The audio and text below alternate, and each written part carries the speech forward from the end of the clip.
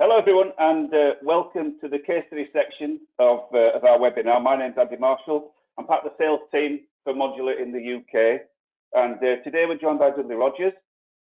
Dudley is Operations and Projects Director at Internet Fusion Group. Internet Fusion has been a user of the Modulus storage system for around 18 months now. They have a total of 20 machines driven by Modular Link software and managed by Internet Fusion's bespoke WMS system. Welcome, Dudley, and thank you for taking the time to talk with us today. No problems, Andy. So let's get straight into it. Could you give us a brief overview of Internet Fusion's business and your operations centres? Yeah, sure. So Internet Fusion Group is a pure play online retailer. We work in numerous little niche markets. So we currently have 11 websites that cover the equestrian market, surf, skate, ski, motocross, and the outdoors. We're an acquisitional business, so we've acquired a few different of those websites over the last 3 years, and we've basically consolidated all those businesses into our main DC in Kettering. We've got 156,000 square foot warehouse there, which is actually, there's only 1% of buildings more sustainable than our warehouse in the UK. And as a company, we pride ourselves on how we are trying to protect the environment or help not ruin it anyway. So we don't send out any plastic. So we're 99.81% plastic free on our outbound shipping. We zero landfill site. And I say we have grey water systems, solar panels, solar thermal, heat recovery systems in the building as well. So we are one of the most sustainable DCs out there. When we buy different websites, we bring them onto our own platform. So we have our own WMS, our own CRM system. The buyers use our particular software, and the front end is our own design as well. So we try and keep everything in-house if possible. Great, thanks for that. And so when we first met, going back nearly 2 years ago, I think it's probably fair to say with the acquisition processes you were going through at the time, just over the horizon you could see some real space issues within the current DC. So what were the main reasons for choosing the modular solution over the alternatives, the traditional, for example, I think you were looking at the time, you were looking at mezzanine, multi-tier mezzanine, and some other options. So what led you mainly to choose the modular solution? Yeah, you're right. To be honest, with the acquisitions, it throws up a different variable. So instead of just increasing your stock brand by brand, we buy a company and bring them in, and we inherit 100,000 items, 300,000 items. So towards after the end of the consolidations, we were just around the 1 million items in the DC, and it basically was too full. So the only options you got is get a bigger DC. You can go for the old sort of style mezzanine. But what we wanted to do is create this warehouse for the future and be as efficient as possible. So we started looking at different ways of automating that space, because the sort of warehouse is 14.5 meters high. So it's quite a high warehouse, and obviously our normal racks are 2.4 meters. So we saw the modulars and obviously chatted to you guys.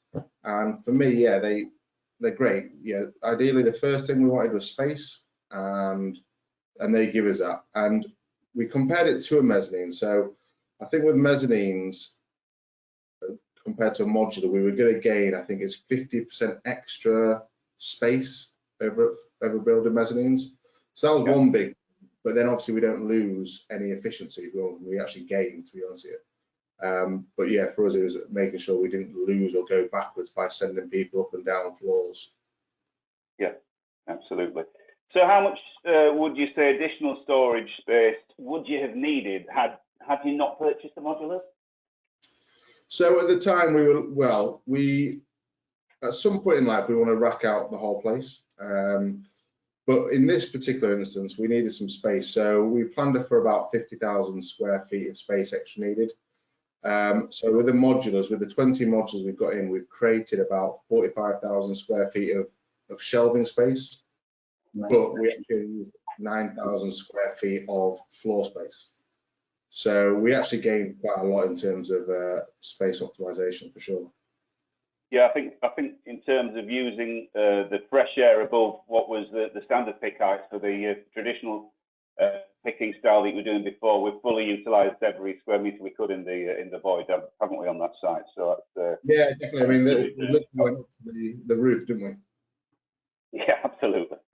So on to the operation. Could you talk us through the workflow? So from kind of receipt of order through to shipment? Yeah, sure. So with being pure play, all the orders come into the system automatically, being online. So we do a slightly different to a lot of warehouses. So we wave pick the products, not the orders. So we split our warehouse into different zones. So the modulars, we've actually created 4 zones for the modulars. And we have a live system, so orders drop in there from midnight till midnight. And we literally have pickers that go around picking them. So they'll walk up and down the modular machines. So we might have one, depending on how busy we are, we might have one picker per 5 machines, say, and they'll walk around just picking up the items. From there, they get placed into straight to pack if they're single orders, or if it's a multiple order, so 2, 3 items, those single items get ring fenced into a collation area where they then wait for the other items to arrive, get collated. Once that order is completed, then goes to the pack zone. So yes, that's how we do it. Okay, great. So on average then, what is the order processing time from receipt of order to shipment? Our order cut-off is 9 p.m. For same-day dispatch. So in theory, you could place an order at 9 p.m. and still receive it the next day. If you go for our free options, we allow one-day handling. So if you place an order today, the latest it will go is Thursday. And we basically build that time in more around peak, really. But yeah, in theory, we can get an order from in and out within 30 minutes. Yeah, brilliant, fantastic. And what's the total number of orders fulfilled within your DC, would you say, per annum? This year it'll be circa 1.6 million orders. Wow. And that breaks down into a day? So the rough sum, you'd probably say just over 4,000 orders a day. That'd be an average throughout the year though, wouldn't it? Yeah. Yeah, so in the summer months or the quieter months, we might drop down to, I don't know, 100,000 orders a month. And then in the peak months, you might go up to 300,000 in sort of December, 250, 300,000 in November. So it can fluctuate quite a bit with being retail. And your experience, the modulars or the modular zone has coped with the peaks, so it's quite a rapid rise from sort of standard average peaks throughout the year to, let's say, Black Friday events and sale events, etc. The modulars can be turned up a notch, if you like, by adding additional labour to them. Yeah, do you know what they do, Andy? And they keep quite a stable pick rate. So what we actually find when we get to peak months, our manual pickers slow down because there's just physically more of them, and we use agency staff and temporary staff. Yeah. So our actual KPIs reduce in peak a little bit, where the modulars probably increase because we've got the trained staff on them, and it is simple. They literally just walk up and down their allotted machines. So I say in peak, it might be 1 person per 3 machines. They just literally walk up and down that sort of 12-meter zone. And it's just constant, stable KPIs. So yeah, it really is good, to be honest. Yeah, brilliant. And what about your returns percentages through the business? So on average, we have an 18% returns rate. Okay, is that standard throughout your type of industry, or because it's mainly kind of clothing and leisure goods, isn't it, than say electronics or anything else? Every website has a slightly different returns rate. So some of our more fashion orientated ones might be in the 20% returns, where some of our more outdoor or equestrians might be like low teens. But yeah, we average out 80. But yeah, if you're looking at pure fashion, yeah, they might be at 30, 40% potentially. Okay, so I mean, we mentioned 4,300 a day on average going through the site. So how many would typically you fulfill through the modulars per day? So I had a look at May's data, and 52% of our picked items were through the modulars in May. So that's pretty standard as well. It may dip slightly in peak just because of our stock holders increased, so we use more floor space. But yeah, generally throughout the year, it's about 50% at the moment. Right. Okay. And So about 50% of our stock is held in the modulars as well at the moment. All right. Okay. And how many operators would be needed to pick the orders from the modulars? So at the moment, the mods are giving us about 250 picks an hour. So we tend to have about 2 people on the modulars a day, and that's why really. Well, 2 per shift, should I say? We run 2 shifts, but to be honest with you, they do have their breaks and they'll go off and do other things during that time as well. So not many, to be honest with you, Andy. Okay. So how many more do you think, if you hadn't have installed the modulars, let's say you'd have gone down the multi-tier mezzanine route, etc. How many more operators do you think you would have needed to fulfil the increase in business that was going through the DC?